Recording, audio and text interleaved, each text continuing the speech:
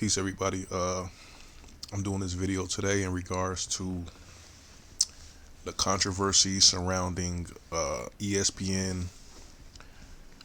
sports columnist anchor Rachel Nichols and how Kendrick Perkins and Richard Jefferson defended her, saying that she put a lot of black men in positions. She put a lot of black men on, that's why they supporting her, right? Because she was saying, allegedly she didn't like the fact that this black woman was given an opportunity that she felt was tokenism due to the Black Lives Matter movement and the controversy happening with George Floyd's death. But my thing is this, right? I kind of agree with what they said about Rachel Nichols, because think about it. You can't really name too many black men that was put in positions of power because of black women. We have Oprah, we have Gail, we have these black women in these networks, but you never really hear about power being bestowed upon black women. Upon black men in the media, Hollywood, whatever. Black women don't really have anything to do with the black man who's successful. They do it on their own. Now, the NBA is something that the black man made what it is. Made it a multi-billion-dollar conglomerate industry. Now, the black women want to come in and force themselves into an industry they have nothing to do with. They had nothing to do with none of them black men getting in them positions of power. Zero. And they just want to say, okay, let me benefit from these people who historically the black woman is against in America. When the Black Panther movement, the 60s movement, civil rights movement was going in its peak, the black woman decided to go for the women's liberation movement and join the Caucasian female. The black women participated with the U.S. government in forcing black men out of the household, requiring them to be single mothers in order to get money and housing. To this very day, this is the culture of the average black woman, to be a single mother with a child.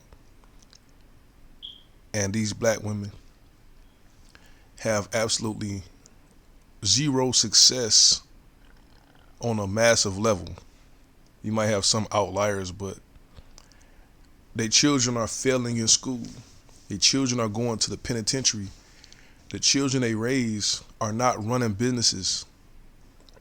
Their children don't really grow up to have power. And their children go to these Caucasian-controlled schools or these HBCUs if they get to college with the plan and a desire to be an employee of a Caucasian because of the teaching that they've been getting from these single black women who got rid of the black man out the household. In an average black community, non-black men control the economics. They control the restaurants, the factories. They control the automotive industry when it comes to repairing cars. They control the restaurants. They control everything. The nail salons, the beauty salons, sometimes even the barbershops. Now, the so-called black woman is a matriarch in these ghettos, in these black communities, right? And they support these non-black men wholeheartedly and give them all of their money and support. You don't see any other group of people in the world, in America, in which a non-member of their community is flourishing in their community, because the women of these other groups don't allow foreigners or non-members of their society to make all of the money except the so-called black woman. The black woman is totally against the black man, right? And the topic of this video is there are 75,000 or more missing black girls and women in the United States. And the so-called black woman is silent about it. The so-called divest black movement and their leader, Cynthia G, instead of them trying to figure out where are these girls and women, who are kidnapping them, how can we find them, They're talking about divesting in the so-called black man who they already divested in the 1970s, in the 1960s. They done already threw the so-called black man away. But the reason they're talking about divesting is because the so-called black man has a lot of prestige and a lot of success without the so-called black woman. So they want to bring that to an end. But the reason for all of these missing black women and girls is because they are naive and they are ill prepared for this world we're living in. These black girls and women are taught by other black women that the white man is good, the Chinese man is good, the Arab man is good, the East Indian man is good, the Caucasian is good, but the black man is bad. I'm saying, okay, the black woman feels safe around all of these foreign non-black people, these non-black men. They date them, they go around with them, they go out with them, they disappear with them. Yet they are coming up missing, they coming up dead. They are cautious. See, these black women teach their daughters to be cautious around black men. So a black woman have a very low chance of being victimized by a so-called black man because they are on guard. They expect the worst, but they are vulnerable to white men. They smile when they see a white man, an Arab, and that's how they get them. These black women, because they got rid of the black man out the household, see, the black man will teach their daughters the truth about the world we're living in, the truth about slavery, oppression, the truth about what the so-called white man did to their ancestors, lynching, raping, torture. But the black women don't teach this to their children. They teach their children that the white man is somebody to get close to and to work for and to imitate and to model yourself after. And they want their daughters to marry a white man. Even the Africans do this. And this is how they get these black women. Because they know the black women see them as Jesus, or the greatest thing since sliced bread. And these black women are naive and deceived to the reality of this world. Most of them don't even know anything about slavery, Jim Crow, lynching. They see the white man as a savior, salvation.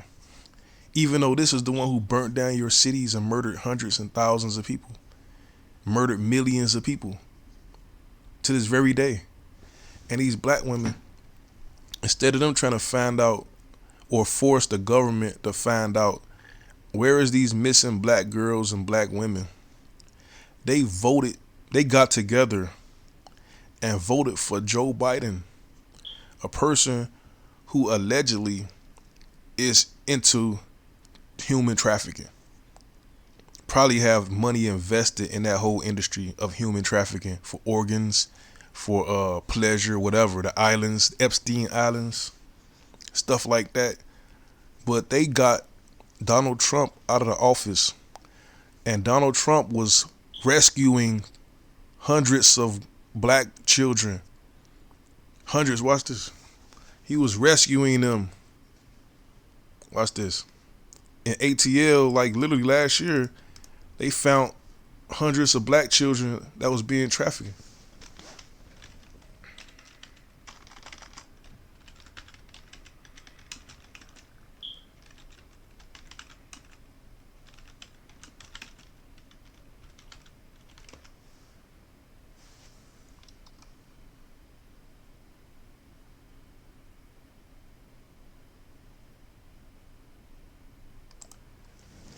Here it go right here. I'm gonna show it to you. This guy was actually finding missing people, and the black women got him out of office and put Joe Biden in there. And Joe Biden is not finding any missing women. U.S. Marshals say they found 39 missing children in Georgia during a 2-week operation. Let's look at the date. August the 20th, 2020. Who was the president August 2020? Trump. And these black women took him out of office when he was finding their kids. Look at this.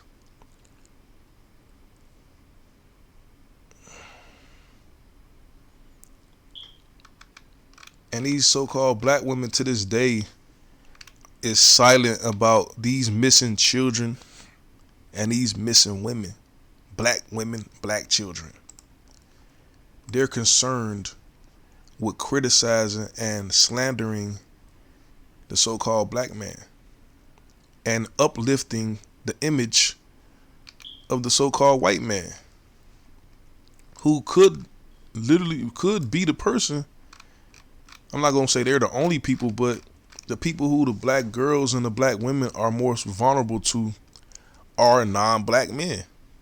Caucasians, Asians, Hispanics, East Indians, Arabs. And the so-called black women are coming up missing. They probably haven't been missing like this since the days of the slave trade. Said that last year helped the recovery of 295 missing children and has contributed to the recovery of a missing child in 70% of the cases. This was happening under Trump. Finding these missing children. How many children did Biden find? And what is the so-called black women doing about these missing girls, these missing women? They always talking about Zaddy is the salvation. Interviewing them, getting them on their show, getting the so-called black women comfortable around them. And these are the people, if you watch the movie 12 Years a Slave, these white men deceived that guy, told him they're going to pay him money to play the violin. And when he got to DC, they drugged his drink. He woke up in chains. How do you think the black women end up? They telling you right there in that movie where these black women coming up missing. They coming around and socialize with these white people or these Asians or any other non-black so-called group of people who they're most comfortable around. The black woman is most comfortable around white men. And they get that drink and they wake up missing. Wake up in a boxcar getting shipped to another country somewhere because they're vulnerable. And these so-called black women are not really given the proper information. They're not really preparing these black girls and women for the truth about this world and how dangerous these so-called non-black men are. They say the only person that's detrimental is the so-called black man. But look at what's happening in these other countries. These Mexicans and these Caucasians, look what they do to their own women. Brutalize them, murder them, traffic them. Yet the so-called divest movement is telling these black women that they are the salvation. And we have 75,000 black women and girls missing under the leadership of these black women. And they are not even talking about it. They don't even care about it. You know, they're ignoring this reality. They're too concerned with their continuous slander and the propagandizing of the so-called black man. But that's about it right here.